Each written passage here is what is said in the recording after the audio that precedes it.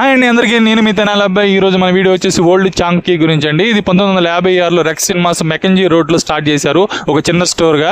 అది బాగా ఫేమస్ అయిపోయి కర్రీ పఫ్ బాగా ఫేమస్ అయిపోయి రెక్స్ కర్రీ పఫ్గా అది బాగా నానుడి అయిపోయిందండి. అది చూసి వాళ్ళ ఓనర్ గారు కొంచెం పెద్దది మొదలు పెడదామని చెప్పి యూబీ అని ఎంఆర్టీ స్టేషన్లో అక్కడ కొంచెం పెద్ద స్టాల్ ఓపెన్ చేశారండి. అది కూడా బాగా సక్సెస్ అయ్యి ఇక హెడ్ క్వార్టర్స్ తీసుకెళ్లి వుడ్ అండ్లో పెట్టారు. ఎంతలా ఫేమస్ అంటే ఇక్కడ కర్రీ పఫ్ చాలా అంటే చాలా ఫేమస్ అండి.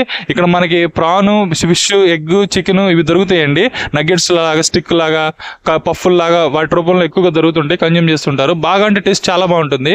ఇక్కడ స్పెషల్ ఏంటి ఓల్డ్ జాంకీలో అంటే ఎంప్లాయీస్ అండి. వాళ్ళ ఓనర్ గారు మిస్టర్ హాన్కీన్ అని ఆయన చెప్పిన దాని ప్రకారం ప్రతి అవుట్లెట్లో ఓల్డ్ పీపుల్ ఖచ్చితంగా ఉంటారండి. ఇప్పుడు సింగపూర్లో ఎక్కడ చూసుకున్నా ప్రతి ఎంఆర్టీలో ఒక అవుట్లెట్ ఖచ్చితంగా ఉంటుందండి. సింగపూర్ మొత్తం స్ప్రెడ్ అయ్యి ఉంది. వీళ్ళ సక్సెస్ వెనక కారణం మెయిన్గా ఓల్డ్ పీపుల్ ఎంప్లాయ్మెంట్ అని వాళ్ళు చెప్తుంటారు. యంగ్స్టర్స్ కూడా ఉంటారు కానీ ఖచ్చితంగా ఓల్డ్ పీపుల్ కిందే వాళ్ళు పనిచేస్తుంటారు. వాళ్ళు ఉండటం వల్ల ఏమైందంటే కన్సిస్టెన్సీ ఉంటుంది, డిపెండెంటబుల్గా ఉంటారు, రెస్పాన్సిబిలిటీగా ఉంటారు, ఆబ్సెంటీస్ చాలా తక్కువగా ఉంటాయి. అలాగే వాళ్ళు ప్రమోట్ చేసే వాళ్ళ బ్రాండ్ని వాళ్ళు టీ షర్ట్ వేసుకుంటారు కదా, ఓల్డ్ పీపుల్ యొక్క కదలిక గ్రూపులో చాలా తక్కువగా ఉండటం వల్ల సో అందరి అటెన్షన్ వాళ్ళ మీదే ఉంటుంది. వీళ్ళు ఏం బ్రాండ్ వేసుకున్నారో కనీసం ఆ బ్రాండ్ని అలా ప్రమోట్ చేసి అంత టాక్టిక్గా వాళ్ళు దాన్ని డెవలప్ చేశారండి. చూడండి, సింగపూర్ మొత్తం స్ప్రెడ్ అయి ఉంది. ఓల్డ్ జాంకీ గురించి తెలియని వాళ్ళు అంటూ ఉండరు. మరి ఇంక నేను ఉంటానండి.